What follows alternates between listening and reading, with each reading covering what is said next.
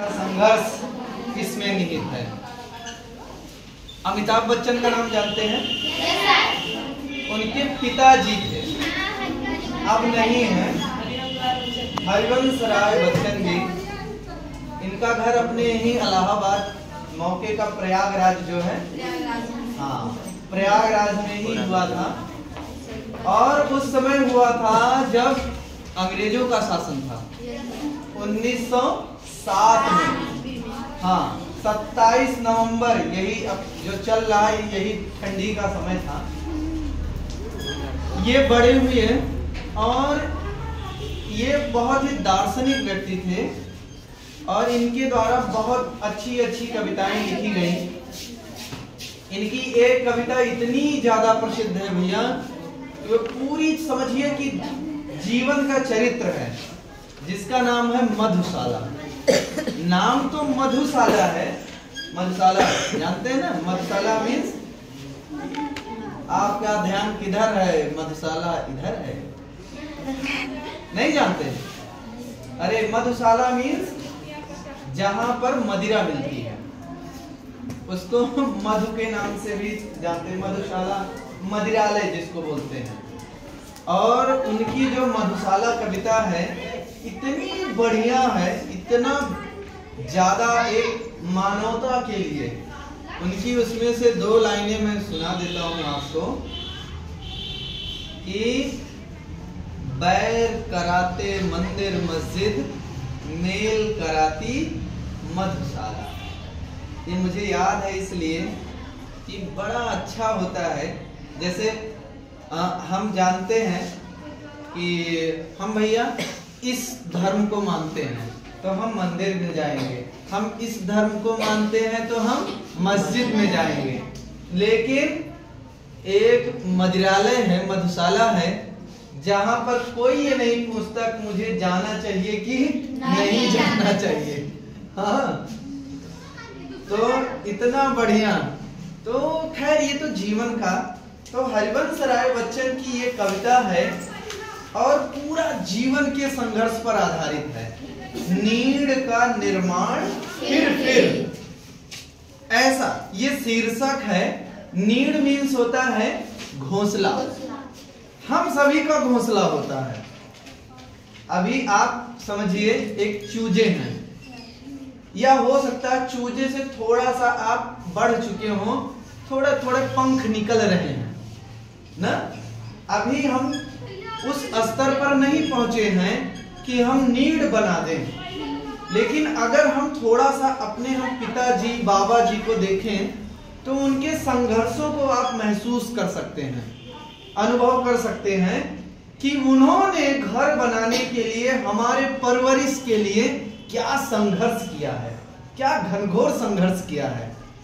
आप इस कविता को पढ़िए और एकदम समझिए कि वो जीवंत हो जाएगा। नीड़ का निर्माण फिर। अच्छा, फिर करने की क्या जरूरत हुई? फिर देखिएगा, नीड़ वैसे तो घोंसला कौन बनाता है? चिड़िया बनाती है।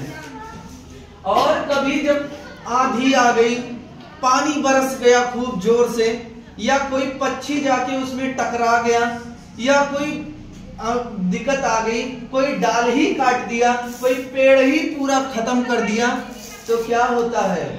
उसका नीड़, उनका घोंसला टूटकर गिर जाता है, बिखर जाता है, अंडे फूट जाते हैं, बच्चे मर जाते हैं। क्या उनको कष्ट नहीं होता है? होता है। उनको कष्ट होता है, अपार कष्ट होता है, लेकिन पुनः वो उसे सहन करके, झेल करके और फिर से नए नीड़ के निर्माण के लिए जुट जाते हैं। यही जीवन है। आप धीरे धीरे, अभी कक्षा 8 में हैं, 10th में जाएंगे, हाई स्कूल पार होने के बाद इंटर, फिर ग्रेजुएट हो जाएंगे, यूनिवर्सिटी में जाएंगे, और एक दिन भाई ऐसी स्थिति आएगी कि आपका भी परिवार होगा, बड़े हो जाएंगे, और जब कष्ट आएगा तो बता के नहीं आएगा कि मैं 35वें साल में आऊंगा, वो तो आ जाएगा ना। और कष्ट को सहने की क्षमता हम सब में होनी चाहिए। उस कष्ट को सहेंगे और पुनः उठकर खड़े होंगे और पुनः हम नया निर्माण करेंगे। ठीक है ना? इस कविता में यही पूरा दिखाया गया है, पूरा बताया गया है। तो हरिवंश राय बच्चन जी कहते हैं, लिखते क्या हैं, नीड़ का निर्माण फिर, नेह का आह्वान फिर, बह उठी आंधी के नभ में, छा गया सहसा अंधेरा, धूल धूसर बादलों ने भूमि को इस भांति घेरा, रात सा दिन हो गया फिर रात आई और काली, लग रहा था अब न होगा इस निशा का फिर सवेरा, रात के उत्पात भय से भीत जन भीत कण कण, किंतु प्राची से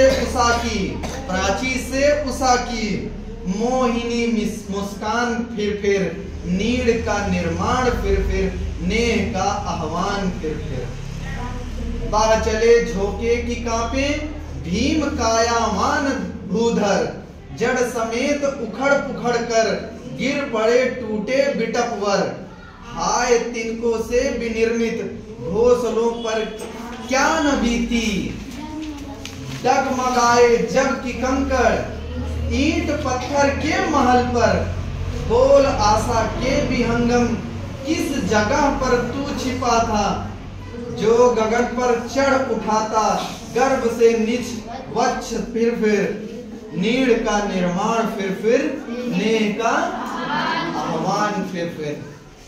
तो जब कष्ट आता है तो कैसे आता है? कह रहे हैं कि बह उठी आंधी की नभ में, छा गया सहसा अंधेरा। जब कष्ट आता है ना तो आस पड़ोस में ना कुछ समझ में नहीं आता है कि क्या किया जाए, किससे सहायता मांगी जाए। अंधेरा जानते हो ना, अंधेरा एकदम घनघोर अंधेरा होता है, तो यही बगले में हमारे कोई खड़ा हो, अगर उसको हम छुएंगे नहीं, बोलेगा नहीं अगला, तो हम समझ नहीं पाते हैं कि कोई हमारे बगल में खड़ा है। तो जब ऐसे ही कष्ट का अंधेरा छाता है, परेशानी आती है, तो कोई अपना ही साथ में खड़ा होता है, लेकिन समझ में नहीं आता है कि इससे सहायता मिलेगी कि नहीं मिलेगी ना। तो इतना घनघोर अंधेरा छाता है, धूल धूसर बादलों ने भूमि को इस भांति घेरा। यहाँ भूमि का तात्पर्य कितना बढ़िया समझाया गया है कि आपके जीवन को, आगे के रास्ते को वो दिखता ही नहीं है, इतना ज्यादा घनघोर अंधेरा छा जाता है जब कष्ट ऐसे आता है ना, कि अगला हम स्टेप क्या लें, अगला हम कदम क्या उठाएं, क्या कृत्य करें, क्या कर्म करें, किससे मदद मांगे, कुछ नहीं समझ में आता है। इतना समझ लो, रात सा दिन हो गया। दिन मतलब अच्छा, जो अपने भी रहते हैं ना, वो भी लगने लगते हैं कि अरे भैया इनसे कहें कि ना कहें, इनसे कहें कि ना कहें, ये हमारी मदद करेंगे कि नहीं करेंगे। दिन पूरा उजाला रहता है लेकिन वो भी अंधेरा जैसा दिखने लगता है। रात आई और काली, और जब वास्तव में कष्ट ही आता है तो, लेकिन क्या होता है, अगली पंक्तियां कितनी जबरदस्त लग रहा था अब न होगा इस निशा का फिर सवेरा। हताश नहीं होना है, हताश नहीं होना, हमको हतोत्साहित नहीं होना है। ये नहीं सोचना है कि भैया अब तो अंधेरा हो गया, मतलब कष्ट आ ही गया है, अब कभी ये खत्म होने वाला नहीं है। नहीं, ऐसा नहीं है। वो भी दिन आएगा कि फिर से कष्ट कटेगा और अच्छे दिन आएंगे। तो रात के उत्पात भय से भीत जन भीत कण कण। अगर रात, यहाँ तुलना किससे की गई? उस कष्ट से। अगर कष्ट रूपी रात आई है तो उससे लोग कांप गए हैं। हमारा मन, हम स्वयं पूरा एकदम रोम रोम टूट जाता है, खंड खंड हो जाता, हम हतोत्साहित हो जाते हैं, बिखर जाते हैं, समझ नहीं आता है। लेकिन किंतु प्राची से उषा की मोहनी मुस्कान फिर। कभी कहता है कि ऐसा फिर होगा कि सूरज उगेगा और नई किरणें आएंगी, उस प्राची से नया सूरज निकलेगा। नीड़ का निर्माण फिर, नेह का आह्वान फिर। ठीक है। तो ये कभी कभी ऐसा होता है भैया कि कष्ट ऐसे आते हैं कि समझ में नहीं आता है, लेकिन हमको हतोत्साहित नहीं होना है और फिर से नए शुरुआत के लिए, नए निर्माण के लिए हमको लग जाना होता है।